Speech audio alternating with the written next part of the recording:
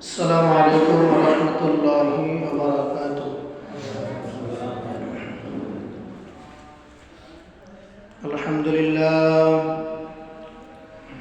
الحمد لله نحمده ونستعينه ونستغفره ونؤمن به ونتوكل عليه ونعوذ بالله من شرور أنفسنا ومن سيئات أعمالنا من يهده الله فلا مضل له ومن يضلله فلا هادي له ونشهد أن لا إله إلا الله وحده لا شريك له وأشهد أن محمدا عبده ورسوله الذي أرسله بالحق بشيرا ونذيرا وداعيا إلى الله بإذنه وسراجا وقمرا منيرا أما بعد فقد قال الله تعالى في كلامه المجيد وفي فرقان الحميد أعوذ بالله من الشيطان الرجيم بسم الله الرحمن الرحيم سبحان الذي أسرى بعبده ليلا من المسجد الحرام إلى المسجد الأقصى الذي باركنا حوله لنريه من آياتنا إنه هو السميع البصير وقال تعالى إن الله وملائكته يصلون على النبي يا أيها الذين آمنوا صلوا عليه وسلموا تسليما اللهم صل على سيدنا محمد وعلى آل سيدنا محمد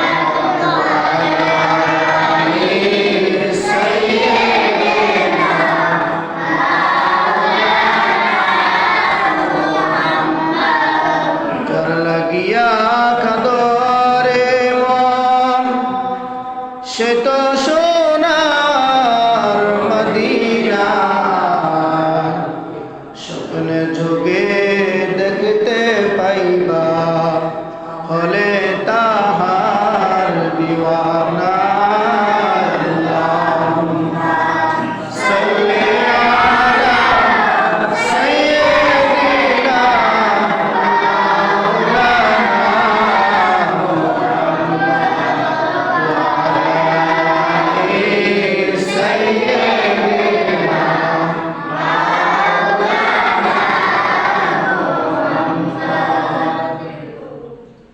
সকলে বলি আলহামদুলিল্লাহ।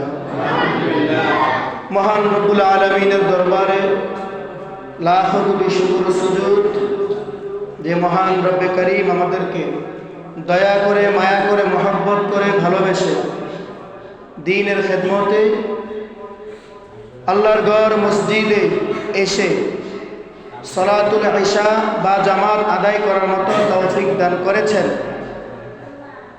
সেজন্য সে মহান রব্বে করিমের দরবারে শুকরিয়া আদায় করে বলি আলহামদুলিল্লাহ। আমরা আজকে এখানে আমরা আসি নাই, আল্লাহ তাআলা আমাদেরকে নিয়ে এসেছেন। আমাদের মতো কত যুবক ভাই মসজিদে আসতে পারে নাই, এদের কপাল ফোড়া, আমরা ভাগ্যবান। এটা হলো দ্বীনি মজলিস। বসছি কোথায়? আল্লাহর ঘর মসজিদে। দ্বীনি মজলিসে বসলেই গুনাহ মাফ। দ্বীনি মজলিসে বসলে আমাদের লাভ, এক নাম্বার লাভ হলো আমরা গুনাহ থেকে মুক্ত থাকি। আমরা কি থেকে মুক্ত থাকি? গুনাহ থেকে মুক্ত থাকি। দুই নাম্বার লাভ হলো আমরা এখানে বসিয়া আল্লাহর কথা শুনি, আল্লাহ রাসূলের কথা শুনি, দ্বীন ইসলামের কথা শুনি।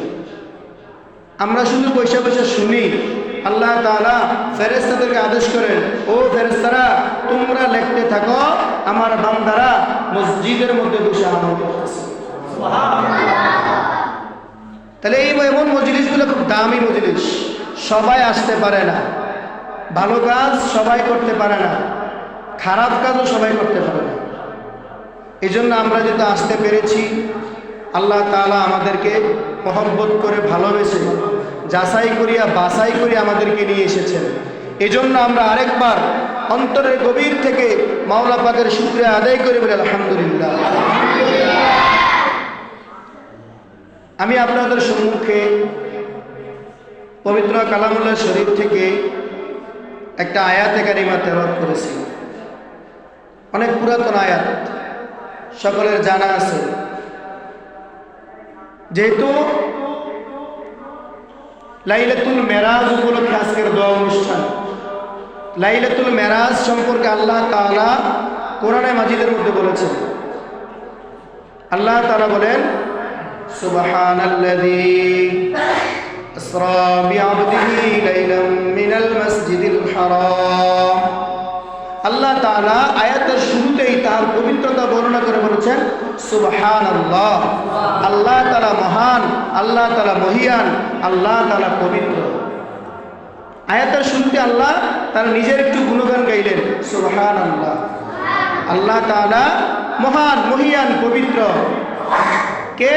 বলে আল্লাযী, যিনি আসরা ভ্রমণ করে আছেন। কাকে? বিআবদিহি, তার বান্দাকে। আল্লাহ তাআলা পবিত্র। কে? যিনি। আল্লাযী আসরা, আল্লাযী মানে যিনি, আসরা মানে ভ্রমণ করাইয়াছেন। কাকে? বিআবদিহি, তার বান্দাকে। কোথায়? লাইলাম। কখন? লাইলাম মানে রাত্রে। লাইলাম মানে রাত্রে। আল্লাহ তাআলা তার বান্দাকে ভ্রমণ করাইয়াছেন রাত্রে। কোথা থেকে? মিনাল মসজিদিল হারাম, মসজিদে হারাম থেকে, ইলাল মসজিদিল আকসা, মসজিদে আকসা অর্থাৎ বাইতুল মুকাদ্দাস পর্যন্ত। রাত্রির কিছু একটা অংশে, পুরো রাত লাগছে না, সামান্য একটু অংশে আল্লাহ তাআলা রাত্রিতে তার বান্দাকে ভ্রমণ করেছেন। কোথায়? মসজিদে হারাম থেকে মসজিদে আকসা পর্যন্ত। আল্লাযী বারাকনা হাওলা, আল্লাহ তাআলা ওই মসজিদে আকসার চতুর্পাশে বরকতময় করেছেন। কেন?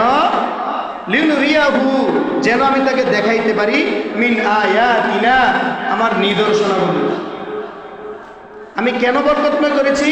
লিনুরিয়াহু, যেন আমি দেখাইতে পারি, লিনুরিয়াহু মিন আয়াতিনা, আমার নিদর্শনগুলো যেন আমি দেখাইতে পারি।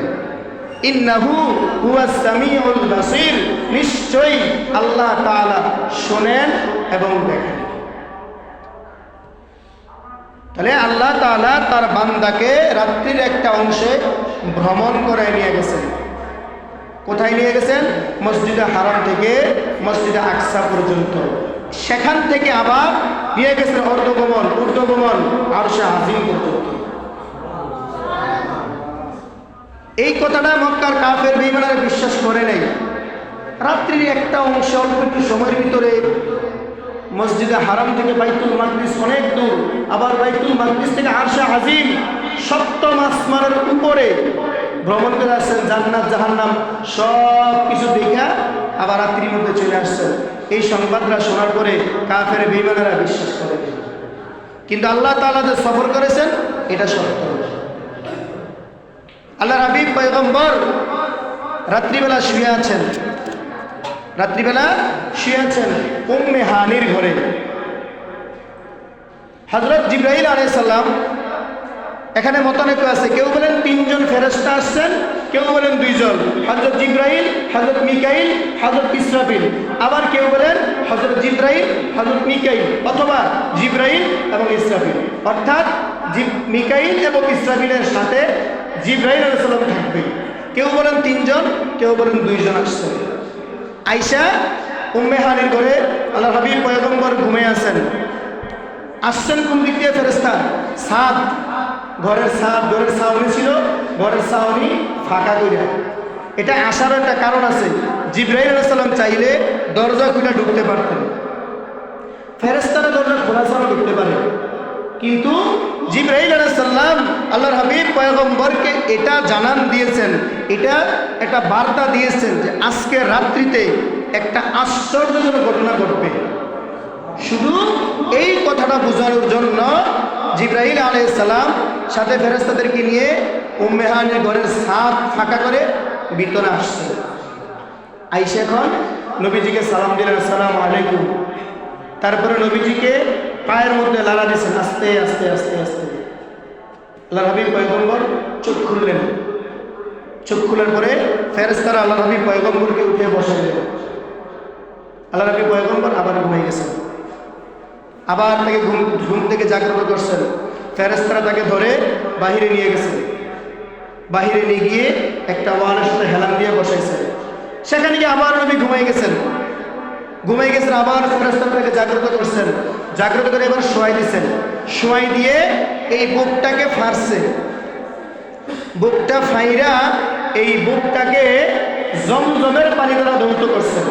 সুবহানাল্লাহ। কি পানি দ্বারা? হাউজে কাউসারের পানি না। আমরা জানি দামি পানি হাউজে কাউসার। কেন? আল্লাহর হাবিব পয়গম্বর কাল কিয়ামতের ময়দানে উম্মতদেরকে হাউজে কাউসারে পানি পান করাইব। আর ওই পানিটা এত মিষ্টি, আর ওই পানি যে একবার পান করব তার জীবনে আর কখনো পানির তৃষ্ণা লাগবে না। কিন্তু হাউজে কাউসারের পানি দিয়ে দৌড় না কইরা জমজমের পানি দ্বারা দৌড় করছে। এই জন্য হাদিস আমরা যখন হজ করতে যায় জমজমের পানি নিয়ে আসে। আমরা মনে করি দূর একটু জমজমের পানি দিচ্ছে, কিন্তু দেখেন আল্লাহ রাসূলের বক্ষটাকে ফাইরা দৌত করছে জমজমের পানি দ্বারা। এই পানি কি দামি না অদামি? দামি হওয়ার কারণেই জমজমের পানি দ্বারা দৌত করছেন। এই যে আমাদের ডক্টররা ওপেন হার্ট সার্জারি করে কিভাবে, এটা আল্লাহ রাসূলের মেরাজ থেকে শিক্ষা। দৌত করার পরে আবার বুকটাকে আবার মিলিয়ে দিচ্ছে। এখন আল্লাহ তাআলার আদেশে আল্লাহর হাবিব পয়গম্বরকে নিয়ে যাবেন কোথায়? মসজিদে হারাম থেকে বাইতুল মুকাদ্দাসে। এখন নেওয়ার জন্য একটা যানবাহন দরকার আছে। হযরত জিবরাইল আলাইহিস সালাম একটা বাহন সামনে আনলেন। বাহনটার সাইজ কতটুকু? গাধার চাইতে একটু বড়, খচ্চরের চাইতে একটু ছোট। বাহনটা কত বড়? গাধার চাইতে একটু বড়, খচ্চরের চাইতে ছোট। এটার রং হলো সাদা। রং কি? সাদা। যার নাম বোরাক। বোরাক শব্দটা আসছেন বারকুন থেকে, আর বারকুন শব্দের অর্থ হলো বিদ্যুৎ। বিদ্যুৎ যেরকম সুইচ দিলে অফ, সুইচ দিলে অন, সাথে সাথে দেরি করে না। আর বোরাক এমন একটা জন্তু, বিদ্যুতের চাইতেও 1000 গুণ আরো বেশি। বলে বোরাক তার পলক যতটুকু যায়, বোরাক এক লাফে ততটুকু গিয়ে পড়ছে। এরকম একটা বাহন নিয়ে আসছেন আল্লাহ রাব্বি পয়গম্বরকে। বাহন যখন সামনে আনলেন, বাহনের সামনে বসছেন জিবরাইল, সামনে বসছেন কে? জিবরাইল। মাঝখানে বসছেন আল্লাহ হাবিব পয়গম্বর, পিছনে বসছেন মিকাইল অথবা হযরত ইসরাফিল। দুইজনের যে কোনো একজন, এটা মতানৈক্য আছে, একজন বসছেন। বৈশা এখন বোরাক উপর দিকে উঠতেছে। বোরাক যখন উপর দিকে উঠে তখন বোরাকের পা গুলো ভেবে ফুটাই নিছে। বোরাকের পা গুলা ভাস উপর দিকে নিয়ে গেছে। বোরাক যাইতেছে, যাইতে যাইতে এমন একটা জায়গায় গিয়ে পৌঁছাইছে। হযরত জিবরাইল আলাইহিস সালাম ডাক দিয়ে বলেন, ও পয়গম্বর নিচের দিকে তাকান। নিচের দিকে তাকাইছে, নিচের দিকে তাকাইয়া দেখে সাদা একটা জমিন, সাদা একটা জমিন। আল্লাহ রাব্বি পয়গম্বর ডাক দিয়ে বলেন, ও জিবরাইল এটা কোন জায়গা? জিবরাইল আলাইহিস সালাম বলেন, সেখানে নামেন। এখন বুরাক যখন নামবে তখন তার পা দুটো অটোমেটিক নিচের দিকে ছেড়ে দিছে। আমাদের দেশে বিমান ওঠে না, দেখবেন বিমান যখন ওঠে, উঠার সময় পা গুলা ছেড়ে উঠে নেয় চাকাগুলা, আবার যখন নামে আবার চাকাগুলো ছেড়ে দেয়।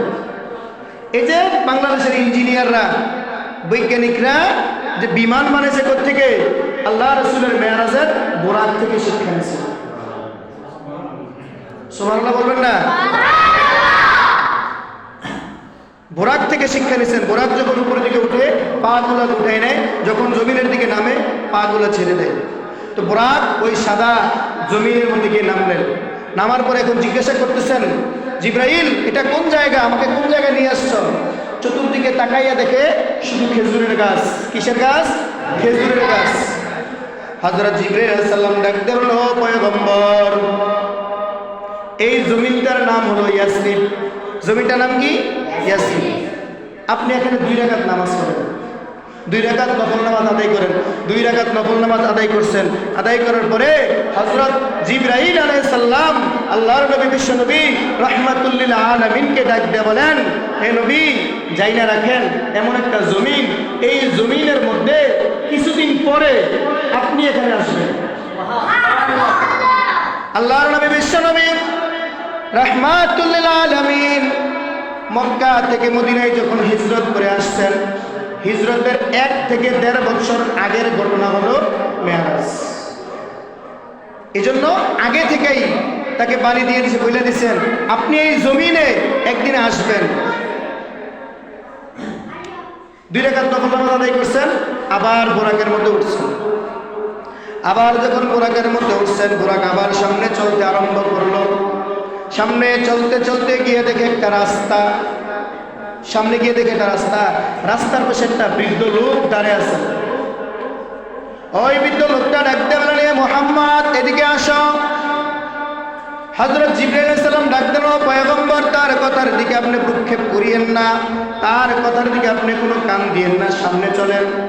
আবার সামনে চলে গেলেন। সামনে গিয়ে দেখে আবার রাস্তার মাথার মধ্যে একজন বুড়ি মহিলা থরথর করে কাঁপতেছে, আর ডাকতে বলে, এ মুহাম্মদ এদিকে আসো। হযরত জিবরাইল আলাইহিস সালাম ডাকতে বলেন, পয়গম্বর তার দিকে ভ্রুক্ষেপ করিয়েন না, তার দিকে ভ্রুক্ষেপ করিয়েন না, আপনি সামনে চলেন। আল্লাহ নবী পয়গম্বর বুরাক নিয়ে সামনে চললেন। সামনে যাইতে যাইতে আবার দেখে একটি সুন্দরী মহিলা। সুন্দরী মহিলাটাকে, হে মুহাম্মদ এদিকে আসো। জিবরাইল আলাইহিস সালাম ডাকতে বলেন, না আপনি ওইদিকে ভ্রুক্ষেপ করিয়েন না। আবার সামনে অগ্রসর হইতে আরম্ভ করলেন। সামনে গিয়ে দেখে একটা জায়গা। জিবরাইল আলাইহিস সালাম ডাকতে বলল, ও পয়গম্বর নিচের দিকে তাকান। নিচের দিকে তাকাইয়া দেখে একটা পাহাড়। কি দেখেন? পাহাড়। আল্লাহ নবী পয়গম্বর বলেন, ও জিবরাইল এটা কোন জায়গা?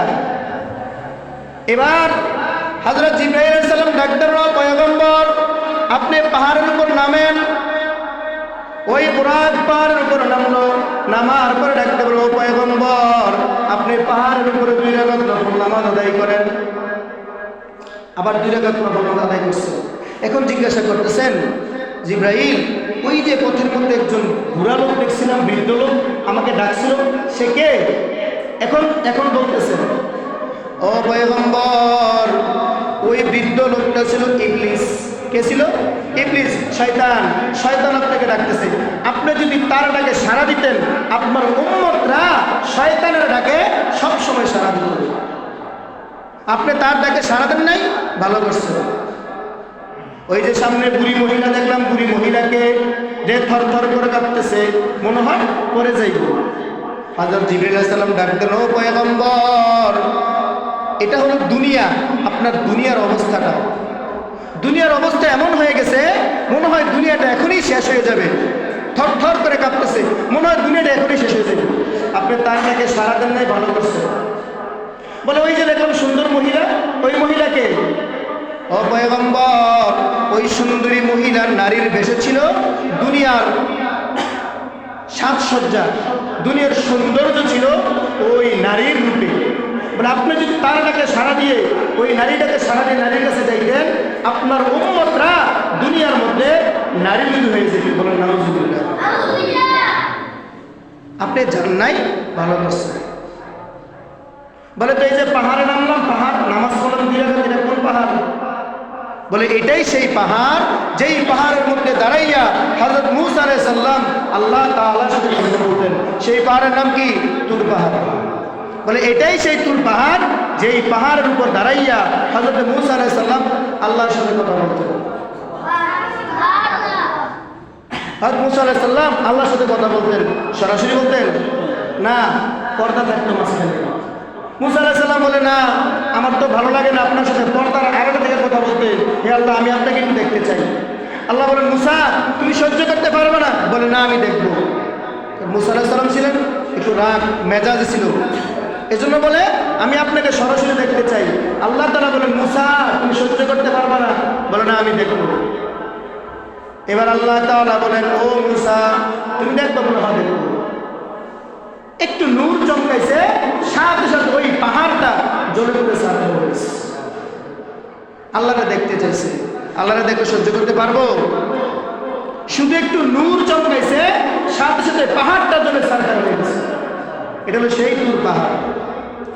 এবার আল্লাহ নবীর পয়গম্বরকে ডাক দেয়া বলেন, এবার সামনে চলেন, সামনে চলেন। আবার বলে উঠলেন, বুরাক আবার সামনের দিকে যাইতেছেন। সামনের দিকে যাইতে যাইতে আবার দেখেন একটা জায়গা দেখতেছেন। আল্লাহ নবী পয়গম্বর বলেন, এটা কোন জায়গা? হযরত জিবরাইল আলাইহিস সালাম ডাকতে বলল, পয়গম্বর, এটা হলো এমন এক জায়গা, যেই জায়গার মধ্যে হযরত ঈসা আলাইহিস সালামকে বাবা সারা মার পেটের মাধ্যমে দুনিয়ার মধ্যে পাঠাইছেন। এটা হলো ওই জায়গা, যেই জায়গার মধ্যে হযরত ঈসা আলাইহিস সালাম তার মায়ের পেটে বাবা সারা, তার মায়ের পেট দ্বারা যেখানে জন্মগ্রহণ করছেন, এটা হলো ওই জায়গা। বলেন সুবহানাল্লাহ। এগুলো কিন্তু ওই বাইতুল মাকদিস যাওয়ার সময় পড়তেছে এগুলো। এখনো কিন্তু বাইতুল মাকদিস যায় নাই, মসজিদে হারাম অর্থাৎ মক্কা থেকে যাইতেছেন। তারপরে আবার সামনে চললেন, সামনে যাইতেছেন।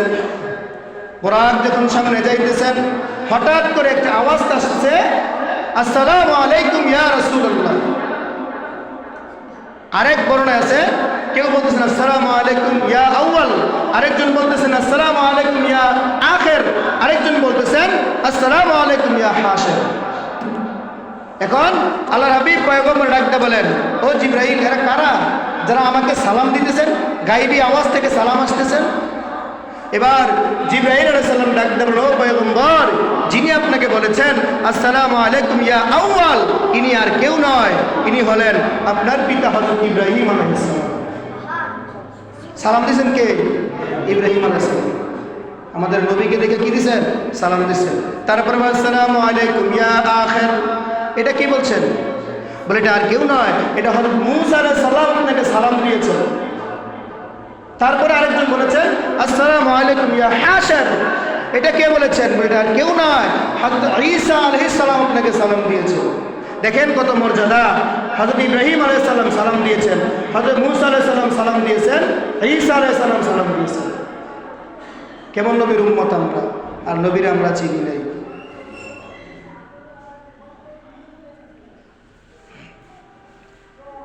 হযরত জিবরাইল আলাইহিস সালাম আল্লাহর হাবিব পয়গম্বরকে ডাকতে বলো, পয়গম্বর। আবার বুরাকে সওয়ার হন, আবার বুরাকে আরোহণ হওয়ার পরে আবার বুরাক সামনের দিকে অগ্রসর হতে আরম্ভ করে দিল। অগ্রসর হইতে হইতে সামনে গিয়ে দেখে একজন মানুষ আর একজন মানুষের মাথার মধ্যে এমনভাবে প্রচণ্ডভাবে আঘাত করতেছেন, ওই আঘাতের কারণে তার মাথাটা ভেঙে চৌচির হয়ে গেছে। তার মাথাটা এমনভাবে আঘাত করতেছেন, তার মাথা পুরো চৌচির হয়ে গেছে ভাইটা। আবার একটু পরে আবার মাথা জোড়া লেগে যায়, আবার আঘাত করে, আবার আঘাত করার পরে আবার মাথা ফেটে যায়, আবার কিছুক্ষণ পরে আবার মাথা ভালো হয়ে যায়। এবার জিজ্ঞাসা করে এরা কারা? আল্লাহর হাবিব জিজ্ঞাসা করছে এরা কারা? যারা একজন আরেকজনের মাথার মধ্যে বাড়ি দেয়, মাথা ফাইটা যায়, আবার একসাথে হয়ে যায়। এটা কতদিন থাকবে? হযরত জিবরাইল আলাইহিস সালাম বলেন এটা কিয়ামতের আগ পর্যন্ত এরকমই করতে থাকবে। বলে এরা কারা? বলে এরা হলো দুনিয়ায় ছিল বেনামাজি। কারা? বেনামাজি, যারা দুনিয়া থেকে নামাজ পড়ে নাই। এদের শাস্তি হবে এটা, একজন তার মাথার মধ্যে আঘাত করবে, মাথাটা তাকে ফাইটা যাবে, আবার জোড়া লাগবে, আবার আঘাত করবে, আবার ফাটবে, আবার জোড়া লাগবে। কতক্ষণ পর্যন্ত? কিয়ামত পর্যন্ত। এটা হলো বেনামাজের শাস্তি। শুধু এটা না, এটা তো দেখাইতেছে শাস্তি, শাস্তি তো আরো আছে। কাল কিয়ামতের ময়দানে তার সিদ্ধান্ত হবে কি। আবার বুরাকের উপরে সাওয়ার হইলেন, আবার বুরাকের উপর সাওয়ার হয়ে সামনে অতিবাহিত হইলেন। সামনে যাওয়ার পরে দেখতেছেন একজন মানুষ আরেকজনকে করাত দিয়ে তার গাল কাটতেছেন। একজন আরেকজনের গালটা এভাবে কাটতেছেন। একটা গাল কাটার পরে আবার আরেক পাশে গেলেন, আরেকটা গাল কাটতেছেন। এই গালটা কাটার সাথে সাথে এই পাশের গালটা আবার ভালো হয়ে যায়। আবার যখন এই পাশে আসেন, এই পাশের গালটা যখন আবার কাটেন, আবার এই পাশের গালটা ভালো হয়ে যায়। আল্লাহর হাবিব পয়গম্বর ডাকতে বলেন ও জিবরাইল এরা কারা?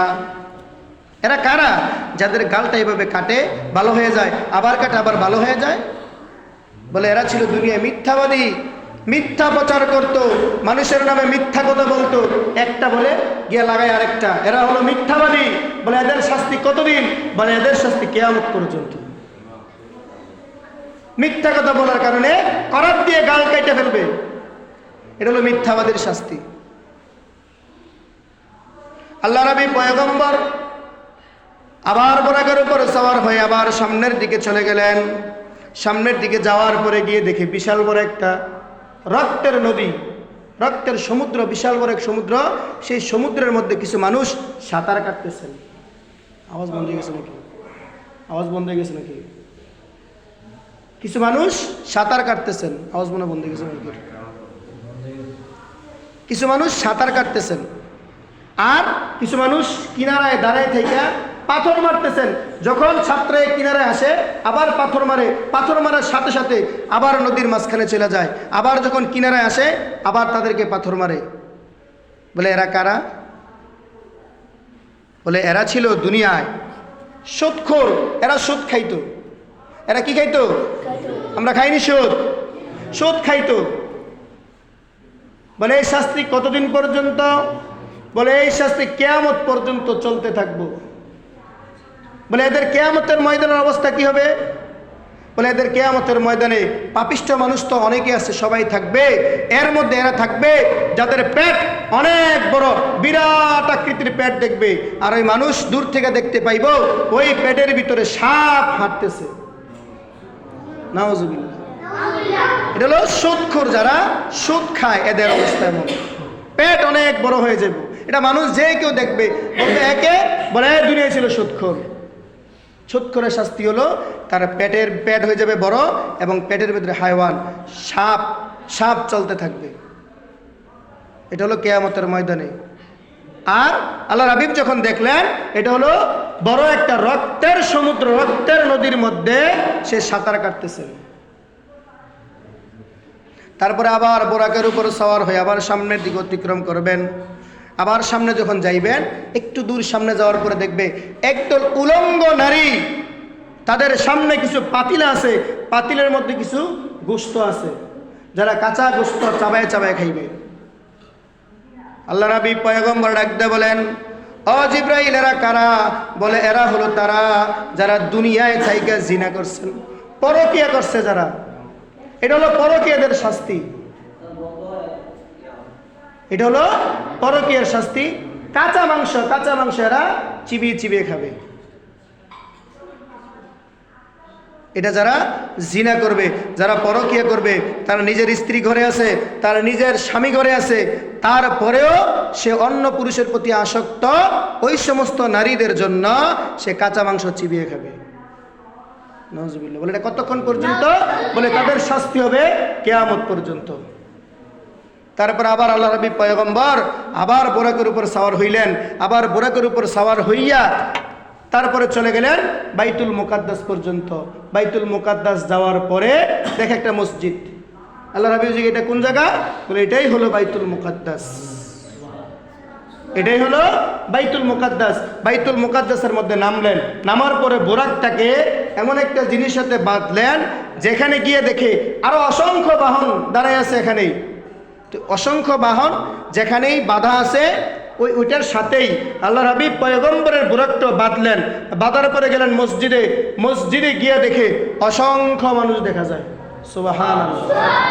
এরা মানুষ না, এরা হলো সমস্ত নবীদেরকে আল্লাহ তাআলা এই মসজিদের মধ্যে হাজির করেছেন। সবাই গেছেন, যাওয়ার পরে ওখানে আজান হয়েছে। আজান হওয়ার পরে নামাজের সময় হয়ে গেছে, ইমামতি কেউ করে নাই। পুরা জায়গা ফিলাপ, শুধু একটা জায়গা খালি সামনের ইমাম সাহেবের জায়গা। আল্লাহ রাসূল ডাকতে বলেন, জিবরাইল নামাজ কেন পড়ায় না? জিবরাইল আলাইহিস সালাম ডাকতে বলেন, ও পয়গম্বর এটা আপনার জন্য জায়গা। আল্লাহ তাআলা বলেছেন আপনি 2 রাকাত নফল নামাজের ইমামতি করবেন। পিছনে মুসল্লি কারা? সমস্ত নবীরা। এজন্যই আল্লাহর হাবিবকে বলা হয় ইমামুল মুরসালিন। মুরসালিন অর্থ হলো সমস্ত নবী, ইমাম মানে নেতা, সমস্ত নবীদের নেতা, সমস্ত নবীদের ইমাম হলেন ইমামুল মুরসালিন, আমাদের নবী হযরত মুহাম্মদ মুস্তাফা সাল্লাল্লাহু আলাইহি ওয়াসাল্লাম। এজন্য আল্লাহ তাআলা বলতেছেন যে আমি আমার নবীকে, আমার বন্ধুকে সমস্ত নবীদের ইমাম বানাবো এই বাইতুল মুকাদ্দাসের মধ্যে 2 রাকাত নফল নামাজ পড়াইয়া। তারপরে এখানে নফল নামাজ হইল, নবীদের সাথে অনেক লম্বা সময় নবীদের সাথে কথাবার্তা বলছেন। এখন যাবেন কোথায়? উপরের দিকে। এখন ঊর্ধ্বগমনে চলবেন। আবার বোরাকের উপর সাওয়ার হয়েছেন, গেলেন প্রথম আসমানে। যাওয়ার পরে দরজায় করান আসছেন। কে? বলে আমি জিবরাইল। সাথে কে? বলে সাথে হলো মুহাম্মদুর রাসূলুল্লাহ সাল্লাল্লাহু আলাইহি সাল্লাম। দেখেন এরপরও গেট খুলে নাই। এখানে আমাদেরকে শিক্ষা দিতেছেন, এরপরে গেট খুলে নাই। তাকে কেন নিয়ে আসছো? আল্লাহ কি বলেছেন? জিবরাইল আলাইহিস সালাম বলেন যে হ্যাঁ, আল্লাহ তাআলা আমাকে আদেশ করেছেন তাকে আনার জন্য। তারপরে গেট খুলে দিলেন। ইসমাইল, ফেরেশতার নাম কি? ইসমাইল। ইসমাইল নামক ফেরেশতা গেট খুলে দিয়েছেন। এখানে একটা শিক্ষা দেখেন, আল্লাহ তাআলা তাকে পাহারাদার হিসেবে রাখছেন। যখন বলেছেন যে আল্লাহ তাকে আদেশ করেছেন, তারপরে গেট খুলে দিয়েছেন। এরা কিন্তু গেট খুলে নাই, আল্লাহর আদেশ। এজন্য আমরা যখন কারো বাড়িতে যাব, বাড়িতে গিয়ে ঘরে ঢুকবো না, আগে দরজার সামনে দাঁড়াইয়া আসসালামু আলাইকুম ইয়া আহলাল বাইত, হে ঘরবাসী কেউ ঘরে আছেন, আমরা আওয়াজ দিব। আগে জিজ্ঞাসা করব, আমরা তো অনুমতি লাগে না, আমরা ডাইরেক্ট জায়গা ভাইয়ে বাইত নিও, ভাইয়ে বাড়িতে নাই, ভাবি ভালো আছেন নি, ভাবির আলাপ করে ভাবির লোকে গিয়া। আল্লাহ এটা শিক্ষা দেয় নাই। দেখেন ফেরেশতারা আল্লাহর হাবিব যখন গেছেন তারপরেও গেট খুলে নাই। বলছে আল্লাহ আপনাকে পাঠাইছে? আল্লাহ বলছে হ্যাঁ আল্লাহ পাঠাইছে। তারপরে গেট খুলে দিচ্ছেন। আবার গেলেন দ্বিতীয় আসমানে, আবার এমন কোরআন আসছে, কে? আমি জিবরাইল। কেন আসছো? সাথে কে? বলে সাথে মুহাম্মদুর রাসূলুল্লাহ সাল্লাল্লাহু আলাইহি সাল্লাম। আল্লাহ বলেছেন? বলে হ্যাঁ আল্লাহ বলেছেন। তারপরে গেট খুলে দিচ্ছেন। আবার তৃতীয় আসমানে ঠিক আবার সেম অবস্থা, আল্লাহ বলেছে? বলে হ্যাঁ ঠিক আছে যাও। গেট খুলে দিচ্ছে। এরভাবে সপ্তম আসমান পর্যন্ত, সপ্তম আসমান ভেদ করে চলে গেলেন আরশ আজিমে। আল্লাহ তাআলার সাথে গিয়ে কথোপকথন চলছে, কথা বলতেছেন, কথা বলা শেষ, আল্লাহর সাথে কথা বলা শেষ। এখন আবার চলে আসবেন, এখন চলে আসবেন। এখন আল্লাহর বাড়িতে যেহেতু গেছে, আল্লাহর বন্ধু গেছে। কে গেছে? আল্লাহর বন্ধু গেছে। কিছু হাদিয়া দিয়ে দিব। আমরা কারো বাড়িতে গেলে হাদিয়া নিয়ে যাই, আর আল্লাহ বলছেন আমার বাড়িতে আমার বন্ধু আসছে, আমার বন্ধুর আমি কিছু হাদিয়া দিয়ে দিব। সুবহানাল্লাহ কইতেন না? আল্লাহর হাবিবকে তখন কিছু হাদিয়া দিছেন। হাদিয়া কি দিছেন? বলে আপনি যেহেতু যাইবেন, আপনার উম্মতের জন্য কিছু হাদিয়া নিয়ে যান। হাদিয়া কি? বলে আপনার উম্মতদেরকে বলবেন আজকে থেকেই দিনে এবং রাইতে মিলাইয়া 50 ওয়াক্ত নামাজ পড়তে। কি দিছেন? নামাজ দিছেন। নামাজ। মোবাইল দেয় নাই, ল্যাপটপ দেয় নাই, বড় এলইডি টিভি দেয় নাই, এসি দেয় নাই। কি দিছেন? আল্লাহ তাআলা 50 ওয়াক্ত উম্মতদের জন্য নামাজ দিয়েছেন। আল্লাহ নবী পয়গম্বর চলে আসছেন, সপ্তম আসমানে আসার পরে দেখা হয়েছে মুসা আলাইহিস সালামের সাথে। কার সাথে? মুসা আলাইহিস সালামের সাথে। জিজ্ঞাসা করতে, হাবিব আল্লাহ তাআলার সাথে কথা বলছেন? হ্যাঁ। কি বলছেন? আল্লাহ তাআলা আমার উপর যা ওহী নাজিল করার ছিল ওহী নাজিল করছে, নাজিল করার পরে আমার উম্মতের জন্য 50 ওয়াক্ত নামাজ দিছে। আপনি একটু কাম করলেন? আপনি কিছু বলেন নাই? বলে না, আমার লজ্জা লাগে, আমি আল্লাহ তাআলার কাছে আবদার করতে আমার লজ্জা লাগে। আমি আবদার করি কিভাবে? বলে দেখেন, আমি আমার উম্মতদেরকে দেখেছি, এরা কখনো আমি যখন কালিমার দাওয়াত দিছি এরা দাওয়াত গ্রহণ করে নাই, এদের গাড় বড় তেরা। আপনি 50 ওয়াক্ত নিয়ে গেলে আপনার উম্মতরা নামাজ পড়তে পারবো না, আপনি যান আল্লাহর কাছে, বললে আল্লাহ একটু কমাই দিব। মুসা আলাইহিস সালাম বলছে, তারপরে আবার নবী গেছে, যাওয়ার পরে বলে আল্লাহ আমার উম্মতরা দুর্বল, 50 ওয়াক্ত পড়তে পারতো না, একটু কমাইয়া দাও। আল্লাহকে যাও, আমি 5 ওয়াক্ত কমাই দিছি। কয়েকটা? 5 ওয়াক্ত, বাকি আছে 45 ওয়াক্ত। আবার আইসা করছেন, আবার দেখা মুসা আলাইহিস সালামের সাথে। কি বললো? আল্লাহ 5 ওয়াক্ত কমাই দিই। কয় না, হইতো না, আপনার উম্মতরা পারতো না। আবার যান, আবার গেছে, আবার 5 ওয়াক্ত। এভাবে কমাইতে কমাইতে 5 ওয়াক্তের মধ্যে আসছে। আবার আসার পরে বলে কত ওয়াক্ত? আল্লাহ 5 ওয়াক্ত দিছে। কয় হইতো না, আপনি যান, আপনি গিয়ে কোন? বলে আমার উম্মত পারতো না। আল্লাহর হাবিব কয় না, আমার দ্বারা আর সম্ভব না। কি ভাই, একটা মানুষের কাছে কয়বার চাইবো? লজ্জা লাগে না ভাই? আমার আজকে 1000 টাকা ধার দেন, দিছে। কালকে গেছেন, কালকে দিছে। পরের দিন গেছেন, পরের দিন দিছেন। এরপর দিন আপনি কেমনে যাবেন? যদি শরম না থাকে তাইলে আপনি যাইবেন, শরম থাকলে আর যাইতেন না। যখন 5 ওয়াক্ত আসতে বললে না, আমি আর যাইতে পারবো না, আমার উম্মত 5 ওয়াক্তে নামাজ পড়বো। তারপর আল্লাহ তাআলা বলেছেন, হাবিব এটা শুধু আপনার জন্য বোনাস, অন্য কোনো উম্মতের জন্য, অন্য কোনো নবীর জন্য বোনাস না। আপনার উম্মতরা যদি 5 ওয়াক্ত নামাজ সঠিক সময় সঠিকভাবে আদায় করতে পারে, প্রতি ওয়াক্তের জন্য 10 ওয়াক্তের সওয়াব। সুবহানাল্লাহ। তাহলে 5 ওয়াক্তের জন্য 5 × 10 = 50, 50 ওয়াক্ত সওয়াব আল্লাহ তাআলা আমাদের আমলনামার মধ্যে লিখে দিবেন। দেখছেন, শুধু আমাদের জন্য, এটা আমাদের নবীর খাতিরে। 5 ওয়াক্ত নামাজ পড়লে 50 ওয়াক্ত নামাজের সওয়াব লিখে দিবেন। এবার দেখেন, এটা তো আল্লাহ তাআলা আমাদের ঘোষণা করে দিয়েছেন। এবং দেখেন দুনিয়াতে কিছু আল্লাহ তাআলা আমাদের জন্য পুরস্কার রাখছেন, দুনিয়া আখিরাতে। যদি কেউ 5 ওয়াক্ত নামাজ সঠিকভাবে সঠিক সময়ে আদায় করে, আল্লাহ তাআলা তার জন্য 5টা পুরস্কার ঘোষণা করছেন। কয়টা?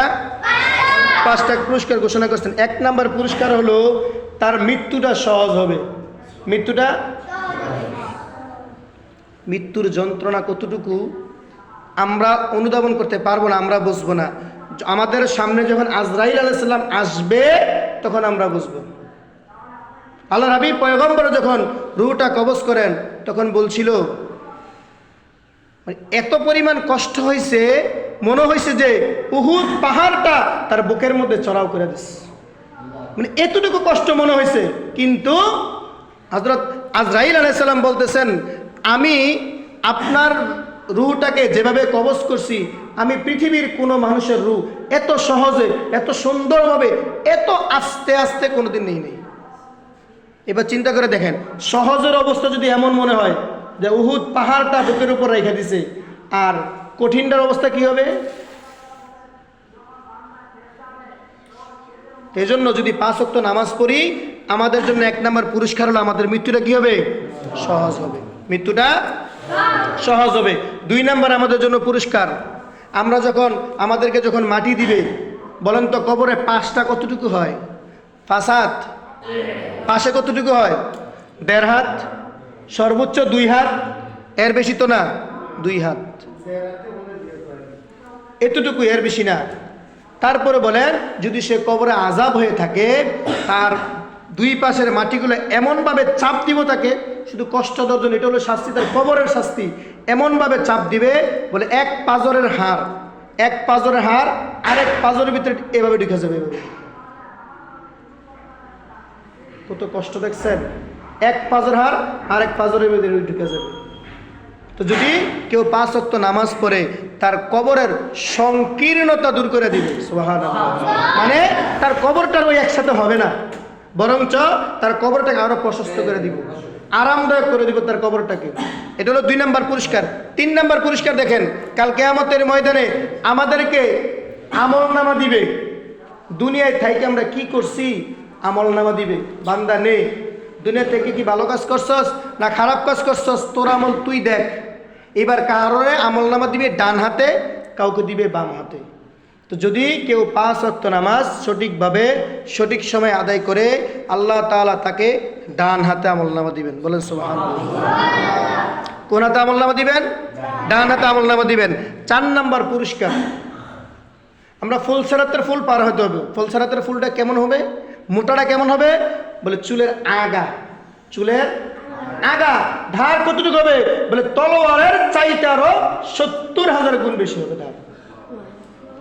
তলোয়ার একটা ছুরিতে যখন একটু দেখবেন হাত কাইটা যায়, একটু লাগলে কাইটা যায়, আর এটা 70,000 গুণ ধার।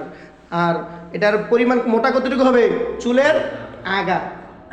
এটা হবে ফুল সেরাতের ফুল। যদি সে আমলি হয়, নেককার হয়, তাহলে বিজলির ন্যায়, বিজলির চমকান আকাশে এই আছে এই নাই, বলে তার চাইতে আরো দ্রুত সে পার হয়ে যাবে। আর যদি বেনামাজি হয়, যদি সে সুদখোর ঘুষখোর হয়, যদি সে জাহান্নামী হয়, পাড়া দেওয়ার সাথে সাথেই তার পুরো শরীর কাইটা জাহান্নামে ঘুরে যাবে।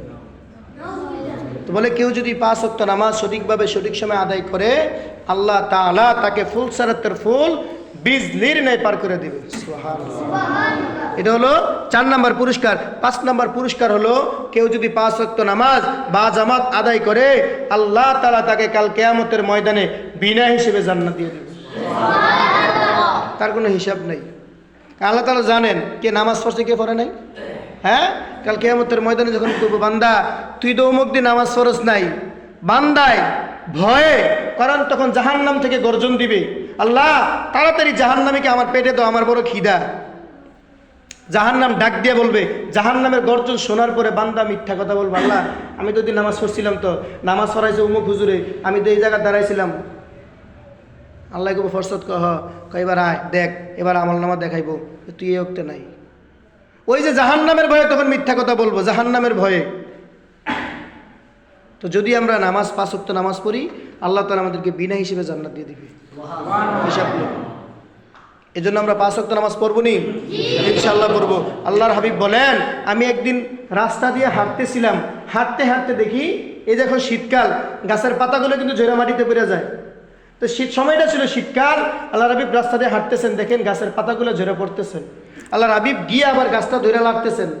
গাছে লাড়া দিলে পাতা কম পড়ে না বেশি পড়ে? বেশি পড়ে। এখন সাহাবী এটা বলো, সাহাবী কিছু বুঝছ? কয় না, আমি যখন গাছের পাতা লাড়া দিছি গাছ, তখন পাতা কম পড়ছে না বেশি পড়ছে? কয় বেশি পড়ছে।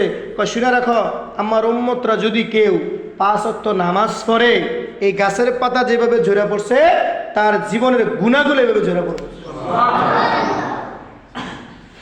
আমরা 5 ওয়াক্ত নামাজ পড়তে রাজি আছি নি?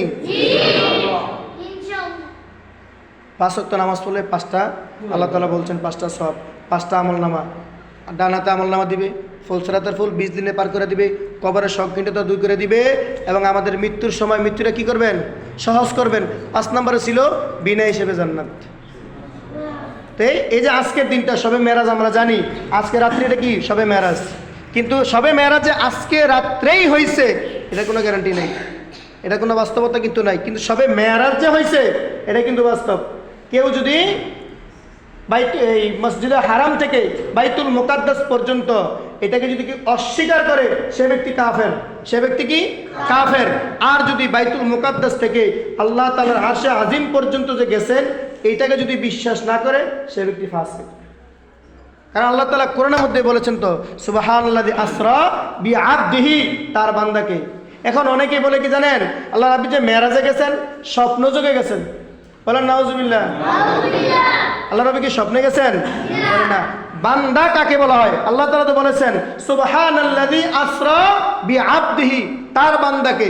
এখন বান্দা বলা হয় তাকে যার বডির ভিতরে, যার বডি আছে এবং বডির ভিতরে রূহ আছে, জীবন আছে, আত্মা আছে, তাকে বলা হয় বান্দা।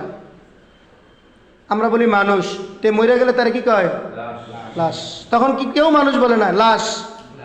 সেই জন্য অনেকে বলে আল্লাহর নবী মেরাজে গেছে, কিন্তু স্বপ্নে গেছেন। না, আল্লাহ নবী স্বপ্নে যায় নাই, ঘুমিয়েছিলেন। ফেরেশতা ঘুম থেকে উঠাইছেন, উঠে নিয়ে বসাইছেন, তারপরে শোয়াইছেন, বুকটা ফাড়ছেন, ফাইরা বুকটা জমজমের পানি দ্বারা ধৌত করছেন, আবার সেলাই করছেন, তারপরে আবার কি বোরাকের মাধ্যমে আল্লাহ তাআলার কাছে নিয়ে গেছেন। কিন্তু অনেকে বলে আল্লাহ নবী স্বপ্নে গেছেন। আল্লাহ নবী যখন মেরাজ থেকে রাত্রে আসছেন, আসার পরে সকালবেলা এই গেছে নবীজির চাচা, কি বলে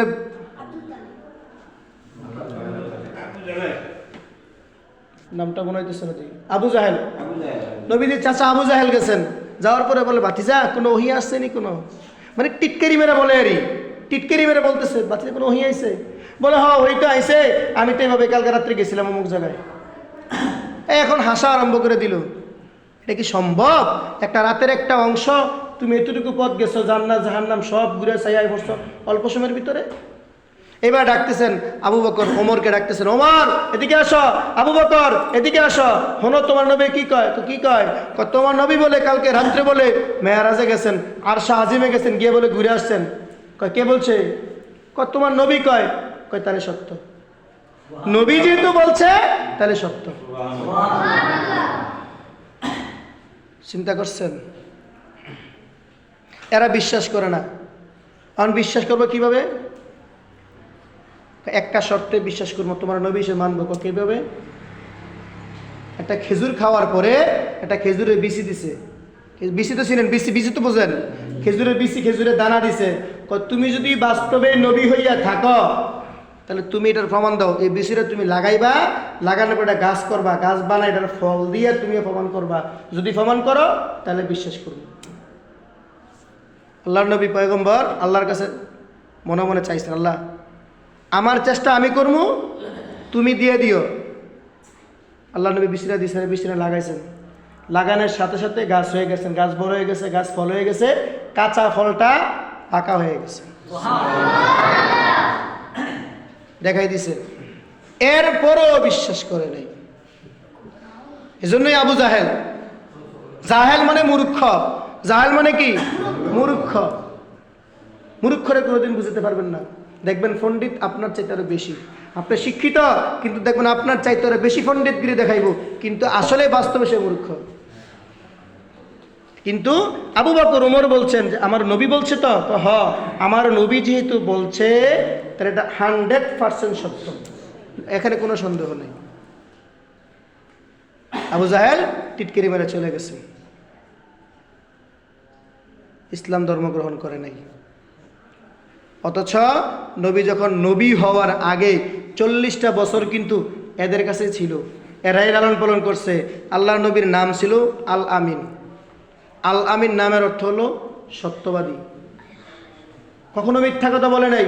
মানুষের সম্পদ দেখেন, যারা কাফের বেঈমান এদের সম্পদগুলাই না আমাদের নবীর কাছে জমা রাখতে, আমানত জমা হলে খরচ করতে পারে, আমানত হলে এটাকে লড়চড় করতে পারেন। আপনার কাছে যা আমানত হিসেবে রাখবো ওই জিনিসটাই হুবহু তাকে আপনি ফিরিয়ে দিতে হবে। আপনার কাছে আমানত রাখছে 10,000, আপনার খরচ লাগে, আপনার দরকার লাগছে 5,000 খরচ করে লাইছেন, 2 দিন পরে আবার 5,000 আইসে একখানে মিলে লাইছেন, এটার নাম কিন্তু আমানত না, এটা আমানতের খেয়ানত। আর আমানতের খেয়ানতকারীকে আল্লাহ তাআলা পছন্দ করে না। আর আল্লাহ যারা পছন্দ না করে তার জন্য কি জাহান্নাম অবধারিত। তো 40টা বছর আল্লাহর নবীকে সত্যবাদী আলামিন নামে উপাধি দিয়েছেন। যেদিন থেকে নবী হিসেবে আল্লাহ তাআলা মনোনীত করেছেন ওই দিনের পর থেকে দুশমন হয়ে গেছে।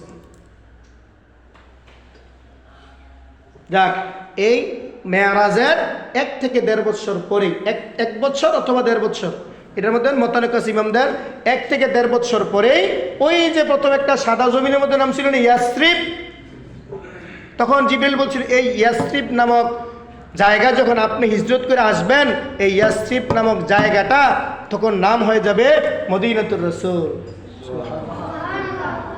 এই 1 থেকে 1.5 বছর পরেই মক্কা থেকে হিজরত করে আবার সেই মদিনার খেজুর বাগানে চলে আসছেন। ওই জায়গাটা আগে নাম ছিল ইয়াসরিব, এখন জায়গাটার নাম কি? মদিনা। এই সেই মদিনা। আল্লাহ তাআলা আমাদের সকলকে আজকে যে আয়াত তেলাওয়াত করেছি, আল্লাহ তাআলা আল্লাহর বন্ধুকে মেয়ারাজের মাধ্যমে নিয়ে গেছে কোথায়? আরশে আজিমে নিয়ে গেছেন, নিয়ে উপহার দিয়েছে কিতা? নামাজ। 50 ওয়াক্ত নামাজ কমাইতে কমাইতে আইছে 5 ওয়াক্ত। আল্লাহ বলছে 5 ওয়াক্ত নামাজ পড়লে 50 ওয়াক্তের সওয়াব। তা আল্লাহ তাআলা যেন আমাদের প্রত্যেককেই 5 ওয়াক্ত নামাজ বা জামাত, মানে জামাতের সাথে যেন আদায় করার তৌফিক দান করুন, সকলে বলেন আমিন। ফরবরি নামাজ আমরা ইনশাল্লাহ ইনশাল্লাহ ফজরের সময় দেখা যাবো নি ইনশাল্লাহ। আর আমরা সুদ খাইব নি? সুদ খাইব? ঘুষ খাইব নি? ঘুষ খাইব না। আমরা খাওয়া কিন্তু অনেক মজা। সুদে টাকা দেয় 1 লাখ। 1 লাখ কত? 1 লাখে কত দেওয়ার লাগে? লাখে 30। হ্যাঁ, তো এবার দেখেন সে বৈশা বৈশা কি মাসে বছরে তো 1 লাখ একজনে দিছে, বছরে সে 10,000 30,000 টাকা বেশি মজা খাইতেছে। এই মজাটা বুঝাইব। সুদখোরের জায়গা কই? সুদখোর ছিল কোথায়? রক্তের নদী, যেখানে রক্তের নদীর মধ্যে সাঁতরাইতেছিল। যখন সাঁতরায় কিনারায় যায়, আরেকজনে পাথর মারে, পাথর মারার লগে ঢেউর লগে জায়গা আবার মাঝখানে, আবার আইয়ে আবার পাথর মারে কিয়ামত পর্যন্ত। আর হাসরের ময়দানের অবস্থা কি হইব? তার কিয়ামতের ময়দানে তার পেটটা এত বড় হইব, এটা যে কেউ দেখবো এটাকে এটা দুনিয়ায় সুদ করছিল, এটা দেখাই যাবো, বুঝে যাবো পেট অনেক বড়। মানুষ দূর থেকে দেখবো তার পেটের ভিতরে সাপ ঘুরতেছে। এগুলো আযাবের সাপ, রহমতের সাপ না, আযাবের সাপ। এই জন্য আল্লাহ তাআলা আমাদের সকলকে সুদ মুক্ত, ঘুষ মুক্ত জিন্দেগি দান করুন, সকলে বলেন আমিন। আমাদের প্রত্যেকে আল্লাহ তাআলা 5 ওয়াক্ত নামাজ সঠিকভাবে সঠিক সময় আদায় করার তৌফিক দান করুন, সকলে বলেন আমিন। আমরা এখন কিছু নফল নামাজ আদায় করব। তবে আপনাদের কাছে আমার একটা অনুরোধ, সবে মেরাজ উপলক্ষে কেউ নফল নামাজ পড়বেন না। আমাদের উদ্দেশ্য থাকবে নফল ইবাদত, নফল নামাজ। নফল নামাজের নিয়ত করে 2 রাকাত করে